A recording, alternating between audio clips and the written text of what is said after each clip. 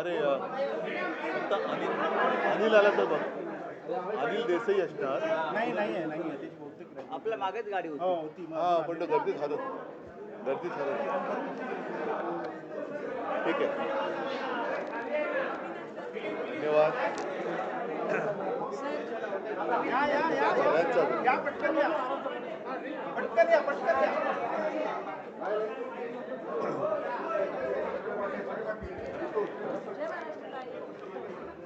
चल सुरू करा.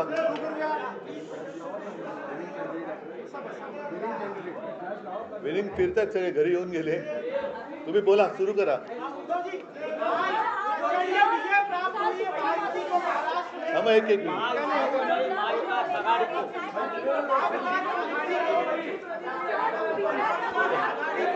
बरं ऐका देतो मी. पहिली प्रतिक्रिया अशी आहे की आपल्या देशामध्ये सर्वसामान्य माणसाची ताकद काय असते ते दाखवून दिलेलं आहे आणि त्याबद्दल मी संपूर्ण सर्वसामान्य नागरिकांचं अभिनंदन करतो. सत्ताधारी किती मस्तवाल झाले तरी एका बोटाने आपण त्यांना हरवू शकतो, त्यांचा उधळलेला वारू रोखू शकतो. ह्याच देशातल्या तमाम जनतेने अख्ख्या जगाला दाखवून दिलेलं आहे. त्याच्याबद्दल मला नक्कीच अभिमान आहे आणि आनंद आहे. इंडिया अलायन्सची उद्या दिल्लीमध्ये बैठक होते आहे. तुम्ही स्वतः उपस्थित राहणार का आणि काय निर्णय घेण्यात येईल? आता काय बैठकीच्या आधी निर्णय कसं सांगू? सांगतो. सत्ता स्थापनेसाठी दावा करायलाच पाहिजे. इंडिया आघाडीच्या बैठकीसाठी मी उद्या दुपारनंतर जाईन, कारण बाहेरगावी जिंकलेले जे आमचे खासदार आहेत ते उद्या येतील. आज मुंबईतले खासदार मला भेटले, उद्या बाहेरगावचे खासदार येतील.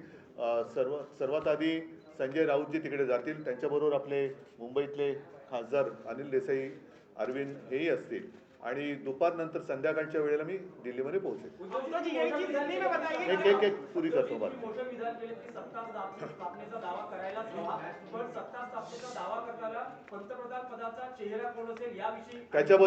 त्याच्याबद्दलच उद्या बैठक होईल. आणि एक गोष्ट मी पहिल्या दिवसापासून सांगतो आहे, इंडिया आघाडी म्हणून आम्ही जेव्हा एक आघाडी तयार केली त्यावेळेला सर्वप्रथम आमच्यापैकी कोणीही आपण स्वतः पंतप्रधान पदासाठी इच्छुक आहे या मताचं नाही. देशातली लोकशाही वाचवली पाहिजे, देशातलं संविधान वाचवलं पाहिजे आणि हुकुमशाहीपासून देशाला वाचवलं पाहिजे. ही एक आमची पहिली एकत्र येण्यामागची भावना होती. तीच भावना आजही कायम आहे. उद्या सर्वांच्या मताने इंडिया आघाडीचा नेता ठरवला जाईल पंतप्रधान पदासाठी आणि आम्ही सर्व सोबत असू. एक पुरा करून असं दाखवलं जात आहे. परंतु अजूनही काही ठिकाणी जसं बिहार आहे, बिहारमध्ये मतमोजणी उशिरा सुरू झाली, तिचे निकाल अजून पूर्ण बाहेर यायचे आहेत. आणखीनही काही ठिकाणी छोटे जे घटक पक्ष आहेत त्यांना संपर्क सुरू आहे. एकूणच काय की ह्या जुलूम जबरदस्तीला सगळे जे कंटाळलेले आणि चिडलेले पक्ष आहेत, अपक्ष आहेत, हे इंडिया आघाडीमध्ये एकवटतील आणि हे पुन्हा एकदा जुलूम जबरदस्तीचं सरकार येऊ देणार नाहीत ह्याची खात्री घेतील. त्यांच्याशी काँग्रेसकडनं म्हणा इतरांकडनं म्हणा बोलणी सुरू आहेत.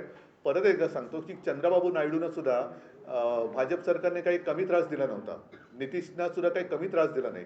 तर पुन्हा त्रास हवा का हा एक प्रश्न आहे. आणि मला खात्री आहे की एकदा हे गेलेलं सरकार उंबरठ्यावरती आहे ते उंबरठ्यावरनं बाहेर काढण्यासाठी सगळे जे यांच्या जुलूम जबरदस्तीला चिडलेले आणि कंटाळलेले लोक आहेत ते इंडिया आघाडीत येतील. एक पुरा करतो, पुरा देतो आपको उत्तर देतो.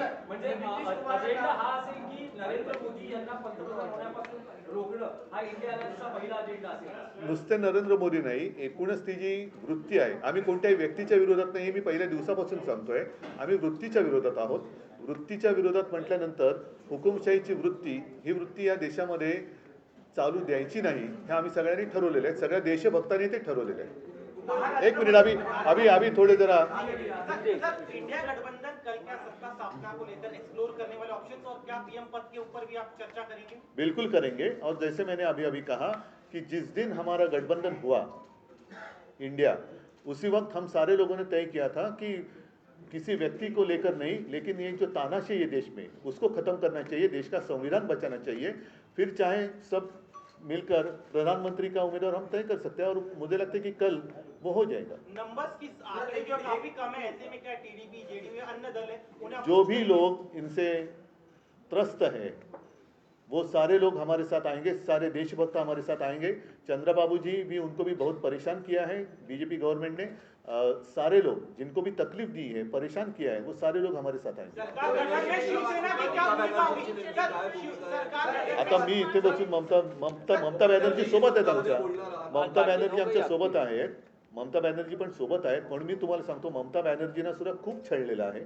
ह्या छळवणुकीपासून सगळे लोक आता कंटाळलेत आणि चिडलेत की एवढा तुम्ही त्रास कसा देऊ शकता। एक लोकशाही म्हटल्यानंतर, राजकारण म्हटल्यानंतर कोणी विरोधात असू शकतं, कोणी सोबत येऊ शकतं, पण तो जीवघेणा विरोध असता कामा नये, सुडाचं राजकारण होता कामा नये। सुडाच्या राजकारणाला जे त्रासलेले आहेत सुडाच्या राजकारणाने, ते सगळे देशभक्त इंडिया आघाड़ी के। सरकार गठन में शिवसेना की क्या भूमिका होगी? आप लोग मैंने जो बात कही उसमें और अलग भूमिका बताने की क्या आवश्यकता है? बातचीत करेंगे, आप खुद भी अन्य दलों से बातचीत जरूर करूंगा। मेरी और ममता दीदी की बात हुई है और सारे लोग साथ थे और साथ रहेंगे। समाजवादी पार्टी को महाराष्ट्र में आज जो निकाल आया है, महाराष्ट्र में आज जो निकाल आया है, एमबीए को जितनी सीटें मिली है 2019 से मुकाबले में काफी ज्यादा है, कैसे इसको देखते हैं? एमबीए महाराष्ट्र का रिजल्ट तो अच्छा ही है, लेकिन मुझे और कुछ सीटों की अपेक्षा थी, जरूर थी। 2-4 सीट्स, वैसे तो मुझे जितने हमने लड़ी थी 48, तो 48 के 48 हमें जीतना चाहिए था। उम्मीद तो वही थी, विश्वास भी था। ठीक है, कुछ जगह लग रहा है कि कुछ गड़बड़ हुई है क्या, ऐसे आशंका आ सकती है। सगळी गडबड झाली असं तुम्हाला वाटतं का? उत्तर पश्चिम मध्ये आता जेव्हा मोजणी करण्यात आली, अमोल कीर्तीकर यांचा पराभव झाला आहे। अमोल कीर्तीकरांचा अजून पराभव जाहीर झालेला नाही, कारण तिकडे नक्की गडबड आहे। आम्ही विचार करतोय कदाचित ती निवडणूकच आम्ही चॅलेंज देऊ निवडणुकीला, कारण एकूणच गडबड घोटाळा दिसतोय तिकडे। पहिल्यांदी ईव्हीएम मध्ये काय मतमोजणी झाली, मग पोस्टलमध्ये काय, तर आम्ही अजून तिकडे तो विषय सुरू आहे, पण बहुतेक आम्ही ती निवडणूक चॅलेंज करू। उद्धवजी समाधानी आहेत का ज्या प्रकारे महाराष्ट्रात जागा महाविकास? नाही, मला तर 48च्या 48 पाहिजे होत्या, मला तर 48च्या 48 पाहिजे होत्या। काही ठिकाणी ठाणे असेल किंवा कोकण असेल, ठाणे आणि कोकण, मला नाही वाटत कोकण हा शिवसेनेपासून माझ्यापासून कोणी तोडू शकतो, त्याच्यामुळे कोकणचा पराभव हा अनाकल्य आहे आणि नक्कीच क्लेशकारक आहे। पण कोकणी माणूस असा कधी दगा देऊ शकत नाही। मला नाही वाटत तिकडे लोकांनी शिवसेनेच्या विरोधात मतदान, काहीतरी असू शकेल गडबड, बघायला लागेल। एक अयोध्या में बीजेपी की हार हुई है, प्रधानमंत्री वहां गए थे, राम मंदिर का बड़ा प्रधानमंत्री जी जहाँ जहाँ गए, महाराष्ट्र में जहाँ जहाँ आए थे, वो सारी जगह हार गए। और इसलिए मैं मेरी पब्लिक मीटिंग में कह रहा था कि प्रधानमंत्री जी और आने चाहिए महाराष्ट्र में। उन्होंने हर एक जगह पर मीटिंग ली होती तो हमारे लिए काफी अच्छा काम, हमारा प्रचार वही कर रहे थे। उद्धवजी, सांगलीमध्ये काँग्रेसने आपल्या उमेदवारासाठी काम केलं नाही असं दिसतंय। विशाल पाटील यांचा विजय झालेला आहे, तर सांगलीच्या बाबतीत तुमचं काय मत आहे? सांगलीच्या बाबतीमध्ये उघड उघड दिसतंय आघाडीचा धर्म पाळला गेला की नाही पाळला गेला बघतोय, आणि त्यानुसार आमची पुढची पावले ठरतील। महाविकास आघाडी स्वागत केलं जाईल विशाल पाटील जर नाही, बघू ना आता काय होते त्याच्यावरती। उद्धव जी, पिछले 2.5 वर्षों में जब से आपकी पार्टी तोड़ी गई या नाम छीना गया, पार्टी का चुनाव छीने चाहिए, तब से लेके अब तक का जो यात्रा कैसी रही? क्योंकि इस तरह की जीत की अपेक्षा जो है बीजेपी की तरफ से कहा जाता है ये संभव नहीं है, लेकिन वो करके दिखाया आपने। मैं तो जितने सारे लोगों ने मुझ पर विश्वास दिखाया उन सारे लोगों का दिल से धन्यवाद उनको देता हूं। और मैं तो कहता हूं कि अब तो लड़ाई की शुरुआत हुई है। आपने जैसे कहा कि पार्टी तोड़ी गई, छीनी गई, मेरा पार्टी सिंबल छीना गया। यहाँ तक कभी कहा जाता था कि मोदी जी का फोटो लगाकर हमने इलेक्शन जीती थी, उनको भी, मतलब मोदी जी को मेरे पिताजी का फोटो लगाकर इलेक्शन लड़ना पड़ा। और तो आप देखो, सारी बातें छीनने के बाद भी मैं तो खड़ा रहा, मेरा ऑपरेशन हुआ, सब कुछ हुआ, लेकिन मैं खड़ा रहा। इन लोगों ने मेरी आलोचना की, गाली गलौज की। मैंने कहा नहीं कि मैं तो रोज 5 किलो गालियाँ खाता हूँ जी वगैरह, कुछ कहा नहीं। ना ही मैंने कहा कि मैं परमात्मा का अवतार हूँ। मैं तो हूँ कॉमन मैन हूँ, बाला साहब का और माँ का बेटा हूँ, और मैं तो लड़ा। जितने सारे लोग मेरे साथ खड़े रहे उन सारे लोगों को धन्यवाद देता हूँ और उन्हीं का आशीर्वाद मेरी शक्ति है, उनका ही आशीर्वाद मेरी शक्ति है और इस शक्ति को मैं कभी धोखा नहीं दूंगा। सर धनुष्य बाण आपके साथ नहीं था। नहीं, सारी बातें उन्होंने छीनी थी और क्या बाकी रखा था। एक सवाल ये है कि क्या अब मशाल के साथ ही आगे की राह ये करना है? देखो मशाल ने आग तो लगा दी है, मशाल ने आग तो लगा दी है और 19 में जितनी सीटें, अब तो महायुति हो गई, लेकिन उस वक्त जो युति थी कितनी सीटें थी 41 42, अब कितनी हो गई? तो ये तो अभी असली नकली का पता चलेगा। और मुझे तो नकली संतान कहते हैं, वो खुद को अपनी माँ को भी मानने के लिए तैयार नहीं, अब तो कहते हैं कि परमात्मा ने भेजा है, मतलब नकली संतान है कौन?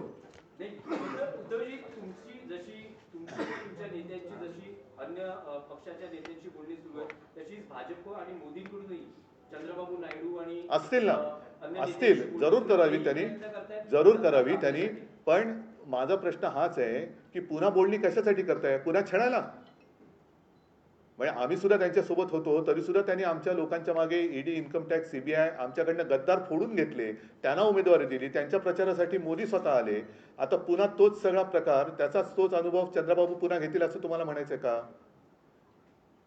ज्यांच्यावरती धाडी टाकल्या, ज्यांच्यावरती दंडेलशाही वापरली, त्यांनी यंत्रणांचा दुरुपयोग केला, तो दुरुपयोग पुन्हा होण्यासाठी मोदींना पाठिंबा देणार का चंद्रबाबू? हा प्रश्न आहे.